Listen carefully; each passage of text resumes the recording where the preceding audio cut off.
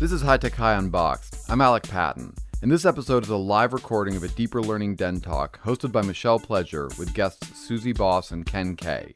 Suzie and Ken have both done way more in education than I can get into here, but most recently they co-authored the book Redefining Student Success, Building a New Vision to Transform Leading, Teaching, and Learning. And that's what they're talking about in this episode. With that, let's get into it. We're going to jump right in because we have two extraordinary humans here with us. We have Ken K, who's an education provocateur. You figure out what that means, friends.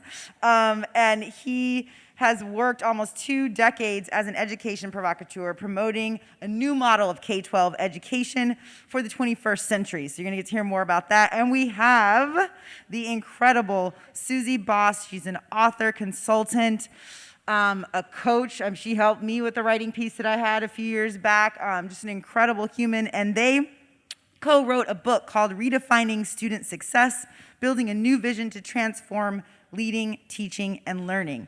And so for this den, I'm actually going to ask them a few questions about the book, and then we'll turn it over to the audience for questions. Sound good? All right, let's do it. Okay, so Ken, I'm actually going to start with you. Wait, let's give them a warm round of applause. That was, yeah. Come on, friends.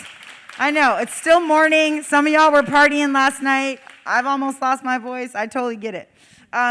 So Ken, you started the conversation about 21st century learning more than 20 years ago.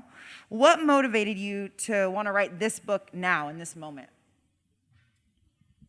So I had written a previous book about 6-7 years ago with Valerie Greenhill, and we took the 21st century conversation up to the 4 C's, which I think we all know what they are.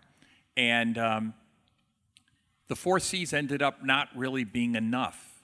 And so the starting point from the book was what beyond the 4 C's was really necessary to help people change. And so the work we had done the last 6-7 years was around a portrait of a graduate, which was to help local communities feel like we weren't imposing the 4 C's on them, but they could start a conversation with the 4 C's and come to their own closure.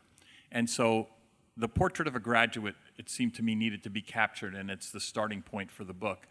But there's one other observation, and that is that what we felt people did with the 4 C's was often take the easy way out. You're talking about critical thinking, communication, collaboration, creativity. Well, we'll take the 4 C's and we'll just build them into state standards, right? We're going to shove a little collaboration or a little communication or a little critical thinking into the state standards.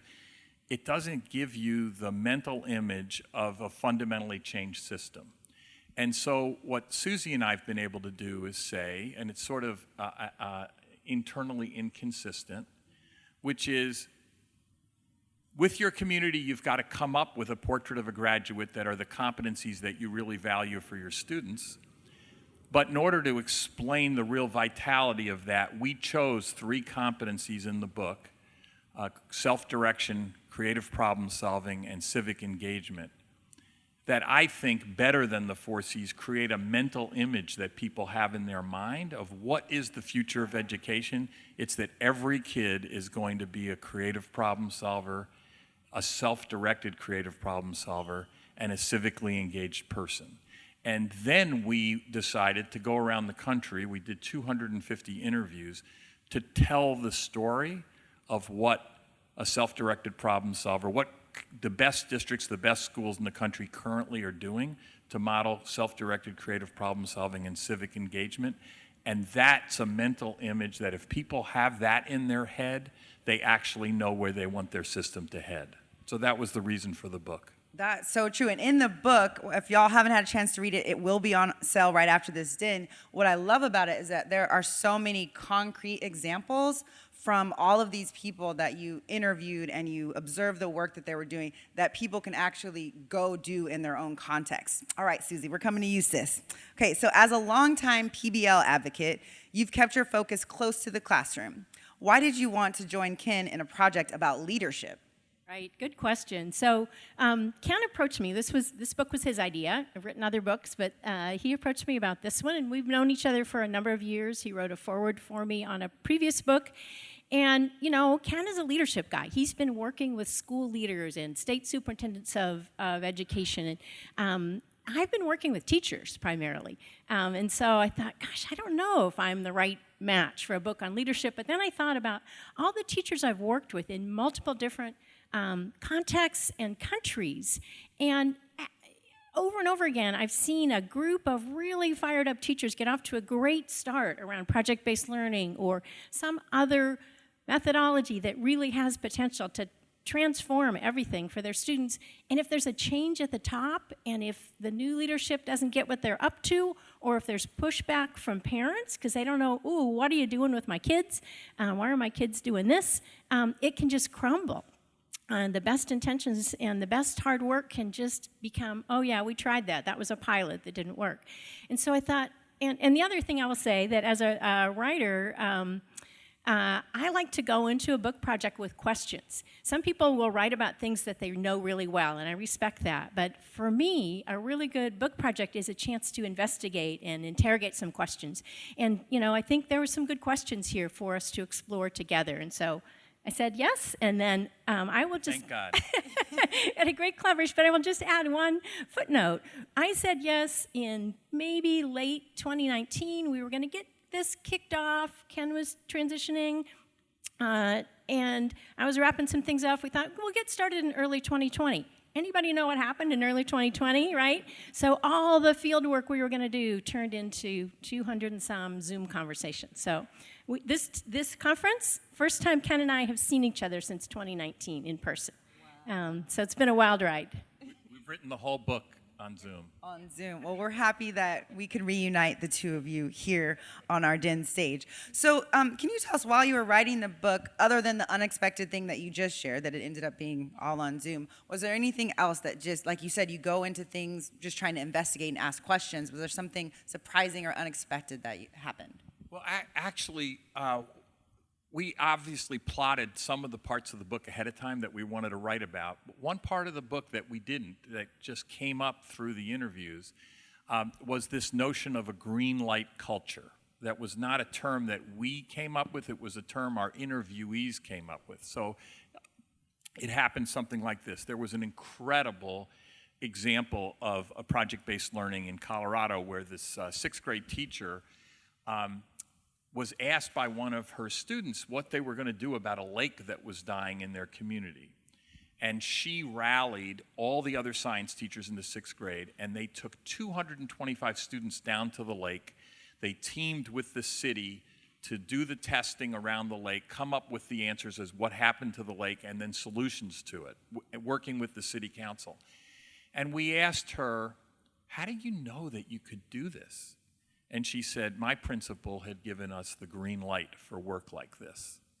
And then we interviewed the principal and we said, you gave this teacher the green light for this very brave and huge work. Did you do it intentionally? Absolutely. Well, how did you know that you could give the green light? And said, my superintendent gave me the green light. And so when we went back over all our notes, it turns out 8-10 of people said, I knew I had a green light or I had given a green light.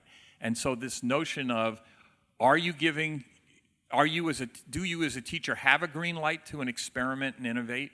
If so, about what? As a leader, are you giving a green light to an experiment and innovate? If so, about what?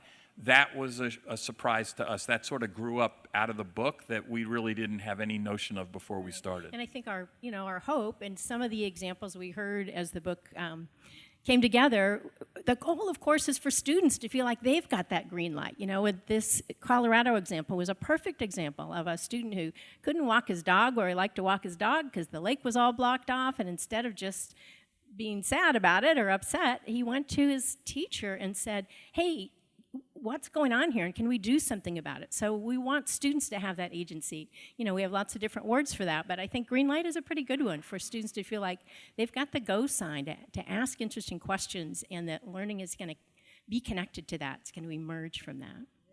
I mean, how many of you out there wish you had a green light culture where you work, where you can just try some things and like take some risks and fail forward?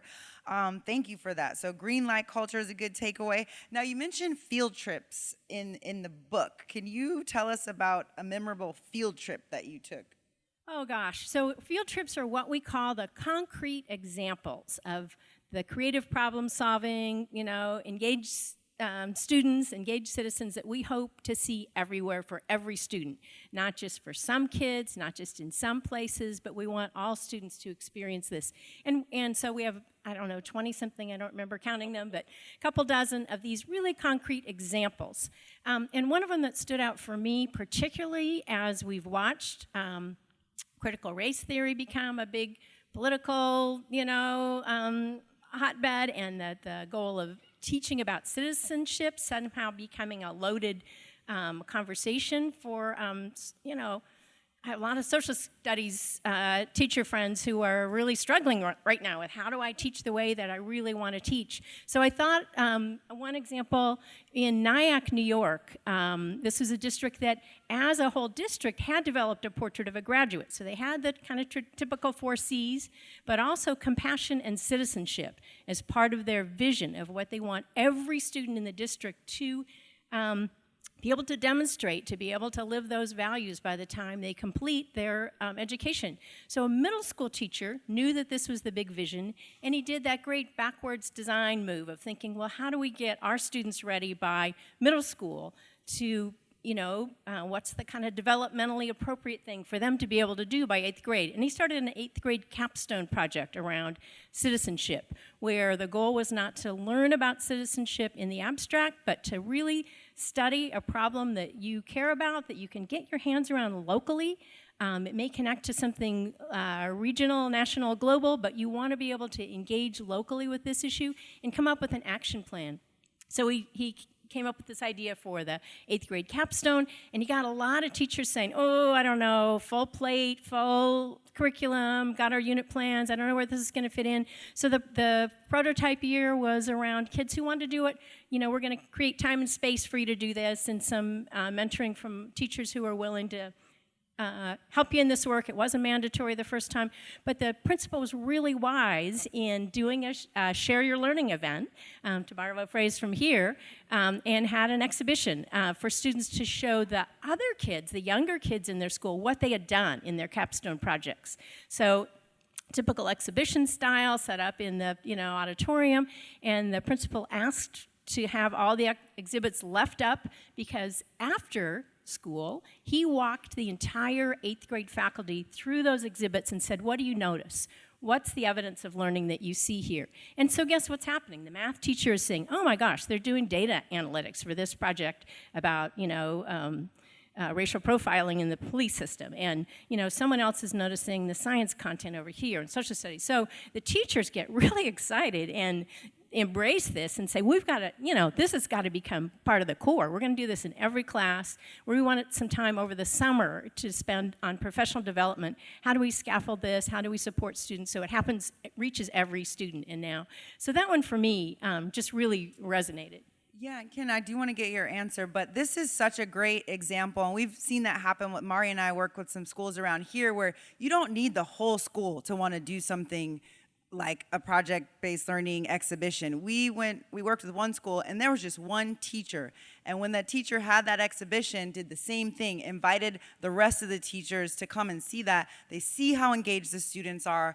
They're like, I want to do that. And then the next year, the entire school is putting on an exhibition, right? So we don't need to have everybody, right? If you just start with like 1 or 2 colleagues that are ready to do something different, I'm seeing some head nodding. Maybe y'all are doing that in your context, but that's all it takes. Ken, what about you for field trips? Well, there's several, but there's this issue of civic engagement. The book has come out, it was written and is coming out in a time where we're all scratching our heads about where's the country going to go and how are we going to restate the case for the importance of having our kids engaged civically. And one of the stories really brought this home to me because it's in a context you wouldn't expect it. So this district has a civic engagement requirement in the 1st grade. And the kids are supposed to get involved but in a way that is meaningful to them. So the faculty asked them, what is it that you want to work on to give back to your school? And the answer back was, we really want to reform orientation for kindergartners. And they said, you what? Why? He says, well, because your orientation last year was so scary. We want to redo orientation so that the kids coming into the school aren't as scared as we were. Literally.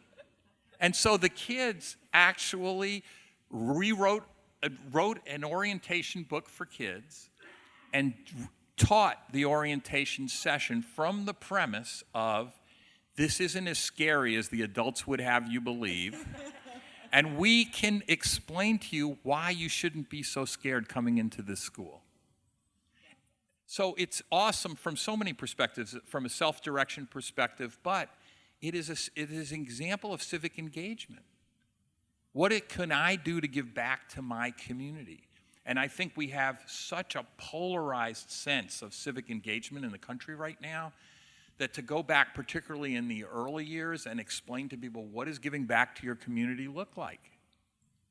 How do you empathize a problem you had? It's such a great, touching example. How do you empathize around a problem you have and try to make it better for the next generation of kids? So, I think we shared with you that was one of our goosebumps stories. Maybe I should just go ahead and explain it, which is that as Suzie and I we'd come up with examples like this, and one of us would get goosebumps, and we'd text the other, I got a goosebump story to tell you. And so we'd call and tell the other one, and there's several more if you want to hear them, but this was one of them. When we heard the story, we just went, holy mackerel, what a eye-opening example of the possibilities. Awesome. Do you want to share your goosebump story? Oh, gosh. Let me think about that for a minute. Okay. They're just, as Ken said, there were a lot. No problem. You think about it. We're going to turn it over to Q&A in a second, but I did want to hear each of your favorite quote from the book that you wrote. Oh, I guess I will share one from the example I just shared of the middle school principal. I think David Johnson is his name, in Nyack, New York, and he said, our young people don't turn into citizens when they're 18. They're citizens right now. So that really stuck with me. Well, I have two. So one is my grandson. He made it into the book, and there's a field trip involving a class around. They're doing Shark Tank for proposals to improve a 501c3 in their community, and I interviewed him we interviewed the teachers, we interviewed the principal, and then I decided to call him back. This was like 2 years later. And I said to him, how did you feel about that teaching experience? He says, they made me stay in my lane, but within that lane, they gave me a lot of freedom, which I thought was really an interesting observation about how he looked back at what was a good teaching experience for him. The other quote, though, that I wanted to bring up at a leadership level was a quote from a school board. And they had hired a new superintendent who was a numbers person out of the local regional support agency, and he was known as a numbers guy. And they hired him because they wanted to improve numerical performance of their district. They wanted all the statistics to go up. And the guy said to them, I'm going to do a 6-month listening tour of the district, and then I'm going to come back to you. And he said to him, look, I know you hired me as a numbers guy, but we're at a fork in the road now because I'm about to ask you as a district what kind of a superintendent you want me to be. Do you really want me to be the numbers guy that you hired? Or as I listened to your district for 6 months, they're really looking for something bigger, more important, which is how do we identify the goals other than state testing that matter for your students and your kids? And the quote back from the school board was, we want you to do something bigger than numbers. And they as a school board, they have stopped getting numerical reporting from him on test results and asked him every month, every quarter, to give them the results on the things that really matter. And so that's sort of the book. It was really an attempt to help educators really develop a vision that takes them away from test taking to some bigger vision. And when you find a school board or a leader that sort of sees that moment, seizes that opportunity, it's very powerful. And that's got to happen over and over and over again. That's got to be replicated thousands of times over before we're really going to get education on, to look like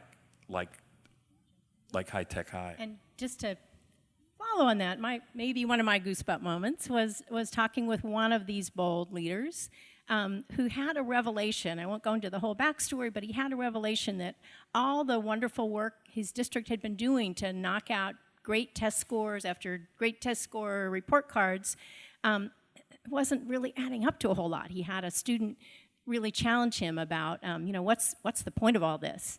And he kind of had one of those moments and started digging in with his district on where is it we're going, and they arrived at this goal of more authentic learning, really investigated what does it mean to have authentic learning experiences for our students? How do we teach to that?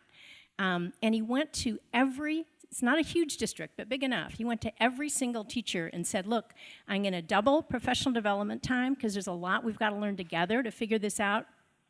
And if our state test scores drop, I've got your back. That's on me. That's not your fault. And I just thought, wow, that gave me goosebumps. That's the kind of leadership. If you're going to lead for transformation, you've got to be the one saying, I'm going to open the doors, and I'm also going to have your backs as you go through these doors. And both of those goosebumps circle back to that green light culture from the school board, right, from superintendents. All right, so we are going to turn it over to you. Alec is going to be coming around with the mic for Q&A.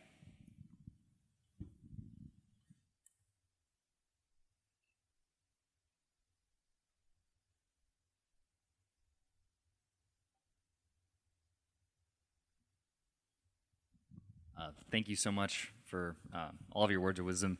I have a question in regards to kind of that green light, which we're all talking about with green light.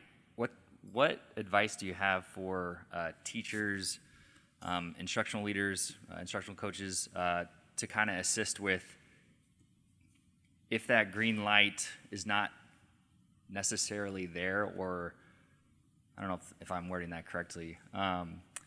We're in a district where a lot of our evaluative, summative evaluations are tied into testing scores. And so we talk about students having that environment where it's okay to fail, but then with teachers, it's kind of like it's tied into their evaluations. So we have a lot of teachers that are scared to go outside of the rigid resources that they're given to do project-based learning or different things like that. So do you have any advice for those teachers that don't necessarily have that control and trying to stay within their loci of control, basically? Yeah, that's a great question. So first, let me backtrack to say most schools, unlike here, so we all love coming back to high tech high because it's sort of structured more the way we want it structured. So I don't know exactly what your district is like, but most districts in the country are in this schizophrenic, bifurcated moment in which they still are driven by state test scores. And that's not going to change in most places for the foreseeable future, although COVID may push us toward that, is pushing us toward that more faster than we might have suspected. But the good districts that really want to take on transformation have to have this schizophrenic view, which is the test scores aren't going away immediately, and within that, we've got to begin this transformation process.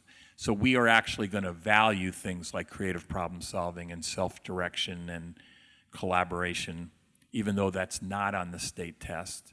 And we're going to have to do both. We're going to have to continue to So I don't think, I think you're pointing at that tension, but I don't think it's going to, for most districts, we're going to live in a world in which both are going on at the same time.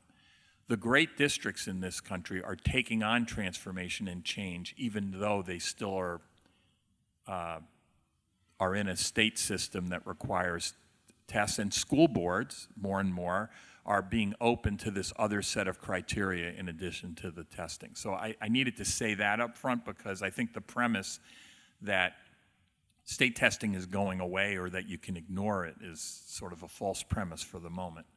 So having said that, though, there are plenty of good transformative leaders that want transformation and change to take place even in that climate.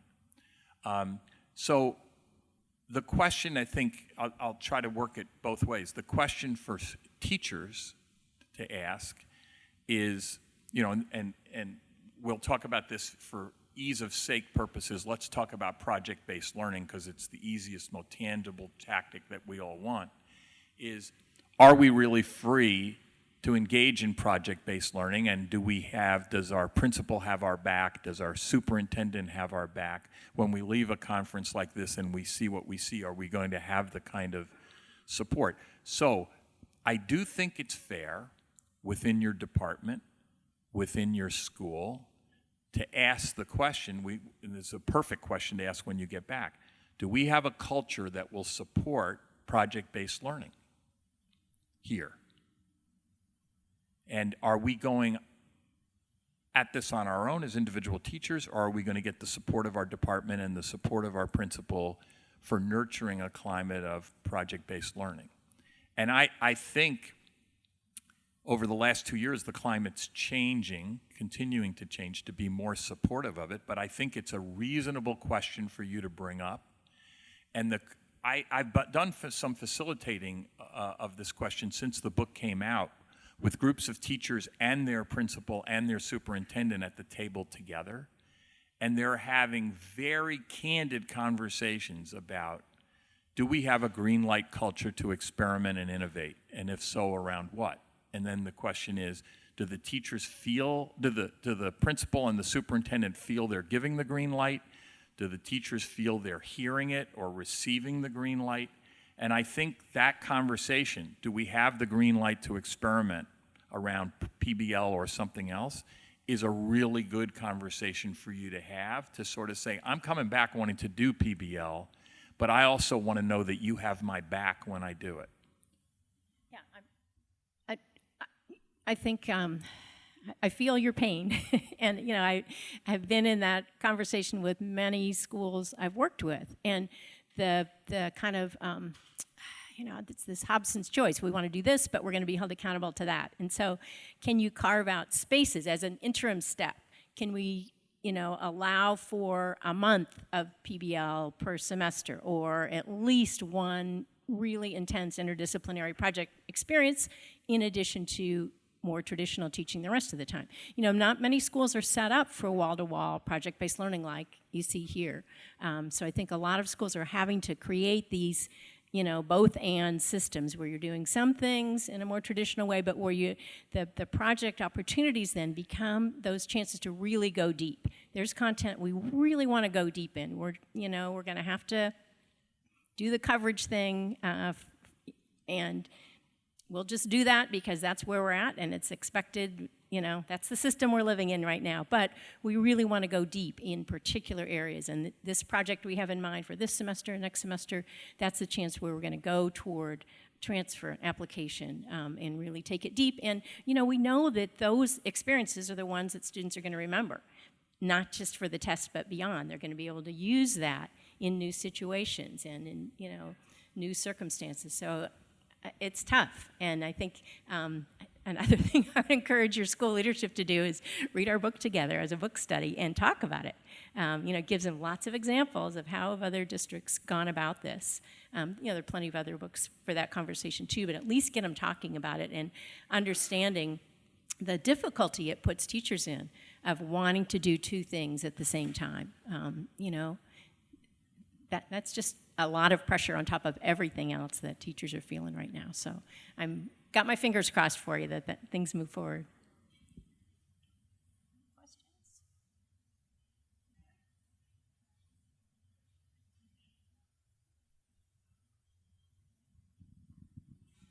Ken, you mentioned that an easy way out is to take some of these 4 C's and these directives and make them into competencies. What is your recommendation of like assessment in that way? I mean, my school changes these things into competencies we use like in an advisory program or these other soft skills. Is there something limiting in that fact that we're giving them a grade on these strategies, or should it just be part of your philosophy to use to enrich the content? So I think what I meant to say was that my concern was that people would think that it's enough to just include a little collaboration in your state content. And I think that what that meant to them was that they would teach the state curriculum, but with some collaboration mixed in. Okay, what I think we advocate in the book, and this will link back to your question, is no, you really actually have to have a deep, interactive, engaged project of creative problem solving, not a little piece of collaboration inside a content curriculum. Where that will ultimately head us, I think, is much more interdisciplinary work in which the traditional boundaries of subjects won't be the structure of school, that the structure of school is going to become big challenges that kids can work on and use math and use science and use English and communication skills in the context of solving that problem. I don't think it's enough to just sort of say, well, it's nice that you're in that problem, but we're not going to assess you on it. I don't agree with that. I think that the more intentional schools can be about telling students what the purpose of the work is, you're actually engaged in this project to become a better problem solver, you're engaged in this project to become a better communicator, you're engaged in this project to be more self-directed, and we're going to give you feedback. In fact, we're going to ask you to self-assess on those skills. So you have a big project, and how did you think you did on self-direction and self-management? How do you think you did on communications and collaboration and problem-solving skills? So I think ultimately the idea that we shove those aside and just treat them as, well, and I think a lot of schools are doing this, by the way, well, that project by its nature made you collaborate, but it doesn't ask the student to actually think about, did I improve my collaboration skills and how could I get better at it? So I'm not a big fan of grades, but I do think that that a lot of the schools and districts we've worked with over time have incorporated the elements of the portrait of a graduate into their assessment system, so the kids are actually getting feedback on, and their parents are getting feedback on their ability to communicate, on their self-direction, on their collaboration skills. I think that feedback and assessment's important. I don't think assessment's a dirty word. I think we're assessing the wrong things.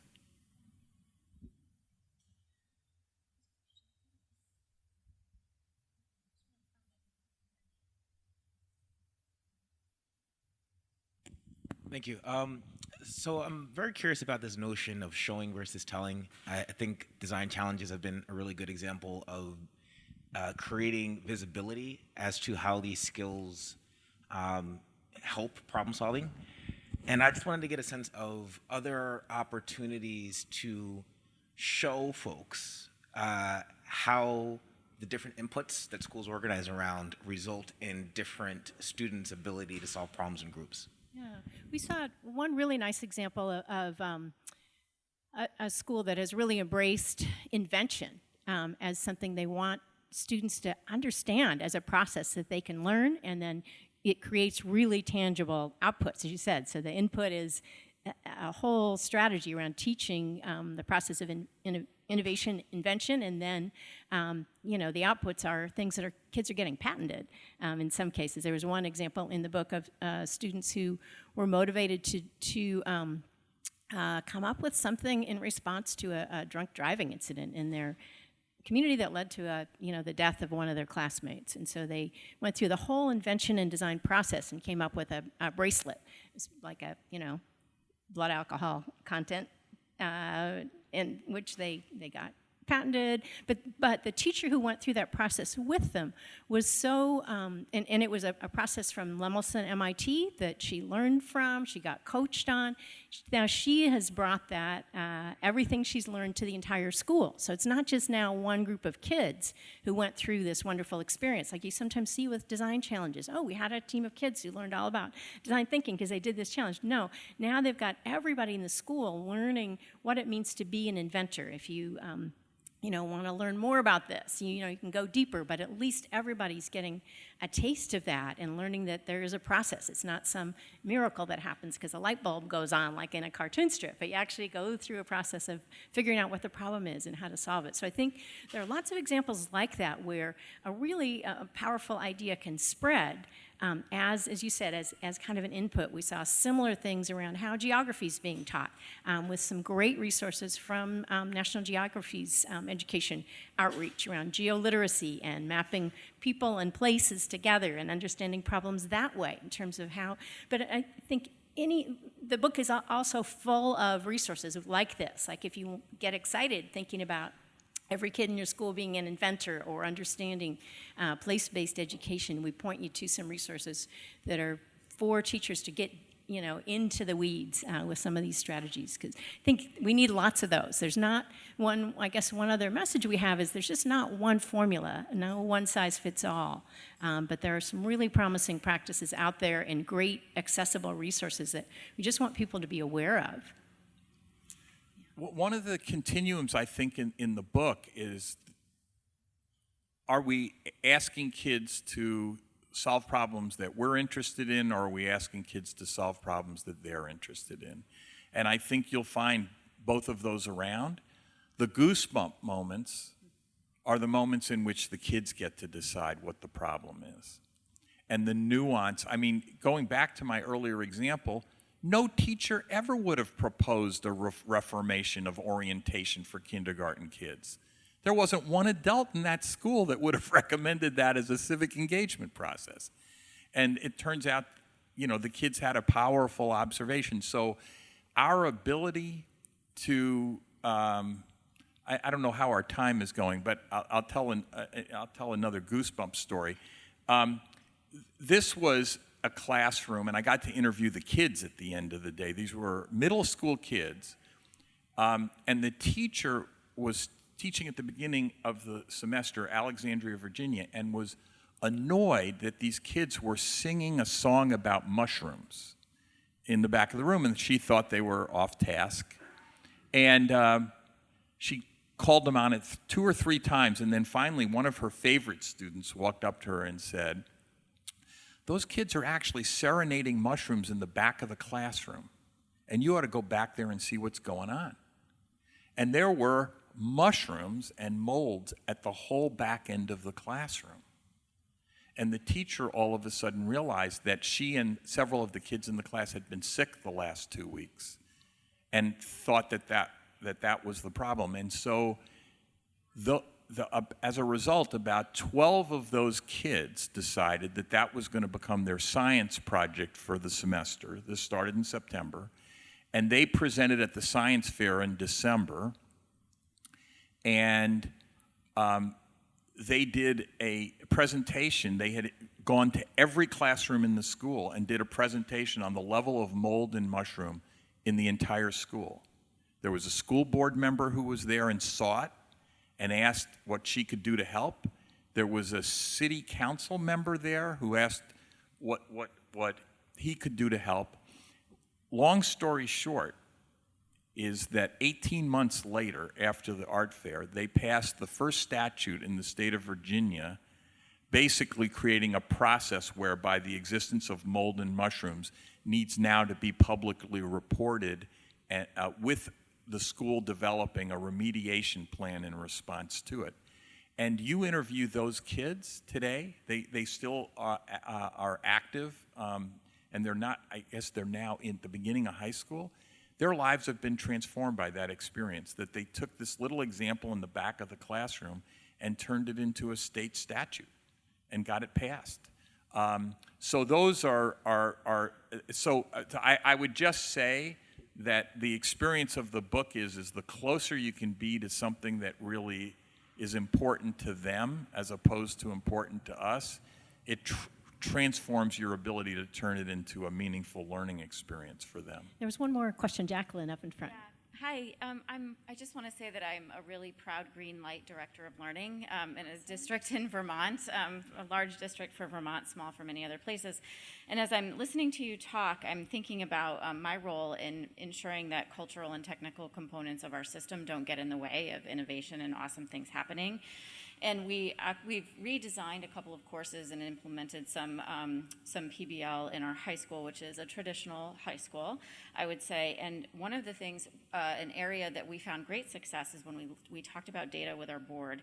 We talked about both the qualitative and the quantitative, and we had our students help us design how we would measure success. And then we had our board agree to allow these students to come back to the board and report out. So they were reporting out on what you would consider our core academics, our mathematics and literacy and such, and those were numbers, and telling their story. And through telling the student story at the board level, our community engagement in this entire process has just increased. And so we started with that Just Right Next Step, which was in the one course, and now it has momentum, and the student voice has been critical. And that idea of data is qualitative and quantitative, so co-designing that with students and with your team has been incredibly powerful for us. Why would we overlook students, right? And how wonderful when they're part of the solution and moving forward and part of the transformation. Again, more stories and examples of that where students sitting alongside teachers rethinking assessment. What does that mean? What does that look like? What does it look like at different, grade bands? And their voices really carry in public spaces and in school board meetings. So, congratulations for doing that. Ask for that time. What a great story. I think we're about to end here, so I want to put a point on this green light conversation, because some of us have this notion that the green light is for any experimentation or any innovation. And in the great districts, it's really narrowly constructed around the leverage point that really matters. So there could be a green light for PBL. We interviewed one superintendent who's now gone on to become the commissioner of Kentucky since we wrote the book. But he was in a district, he said, I had a district that had a high-tech high school, a Asia Society high school, we had 7 or 8 flavors of different innovations in the district. And I had to figure out how to construct the green light so it had meaning for everybody. And the green light, and I think this will be powerful for all of you given why you're here, the green light in our district was that we were going to put innovation and experimentation around the task that each student was presented with. And therefore, what we're looking for, and we're giving the green light for, is that we want teachers to focus on how do they improve the task that students are being asked to undertake. And that if we do that, it can be in any type of flavor of high school. The task is critical. And my job as leader was to get the entire system to take on the improvement of the student task as our unit of change, and that's what he delivered the green light for. So if your green light was if you were going to work on improving student task, he was going to have your back. So Can we explain kind of what's next? Yeah. I think we're about out of time. I wanted a quick announcement before you close things up. We have some materials to share with you. We brought some books, and we were going to sell them, but you know what? We're just going to give them away. So we have about 20 over there. We're very happy to chat with you about them. We've also developed some discussion guides for parents and for students around what does it mean to redefine student success. So we have those there, and along with some other freebies. And we'll be glad to sign the book for you. And we'll be over there in just a minute. High Tech High Unboxed is hosted and edited by me, Alec Patton. Our theme music is by Brother Herschel. huge thanks to Michelle Pleasure, Suzie Boss, and Ken K for this Den Talk. You can find a link to Suzie and Ken's book, Redefining Student Success, in the show notes. Thanks for listening.